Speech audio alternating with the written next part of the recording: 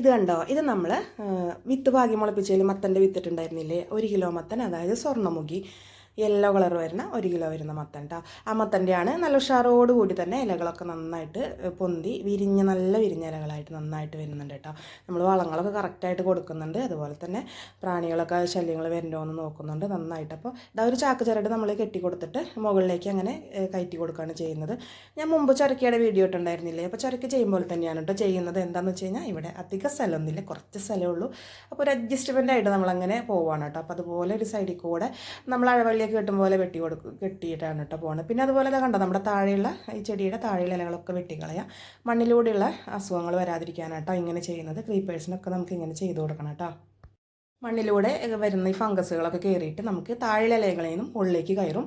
മുകളിലത്തെ ഇലകളും ചെടി മുഴുവനായിട്ട് അങ്ങനെ നമ്മൾ ശ്രദ്ധിച്ച് കഴിഞ്ഞില്ലെങ്കിൽ നമുക്ക് നശിച്ചു പോകും. അപ്പോൾ അതിന് വേണ്ടിയാണ് കേട്ടോ താഴെ നമ്മൾ ഇലകളൊക്കെ വെട്ടിക്കാട്ടി കളയുന്നത്. അപ്പോൾ അത് കണ്ടോ, നമ്മുടെ ചുരക്കയാണ് നന്നായിട്ട് ഉണ്ടാവുന്നുണ്ട് കേട്ടോ. ഈ ചുരക്ക നമ്മൾ മുമ്പ് കാണിച്ചിരുന്ന പോലെ തന്നെ പോലെ തന്നെ നമ്മൾ ചെയ്ത് കൊടുക്കാനാണ് കേട്ടോ ഉദ്ദേശിക്കുന്ന. ഒരു സൈഡിൽ കൂടെ കണ്ടോ, നമ്മളിപ്പോൾ 3 പ്രാവശ്യം വിളവെടുത്തു, അതിന് ശേഷമാണ് കേട്ടോ അപ്പോൾ ഉണ്ടായി നിൽക്കുന്നത്. ഇനിയും ഉണ്ടാവുന്നുണ്ട്, നന്നായിട്ട് നല്ലപോലെ പിടിക്കുന്നുണ്ട് കേട്ടോ.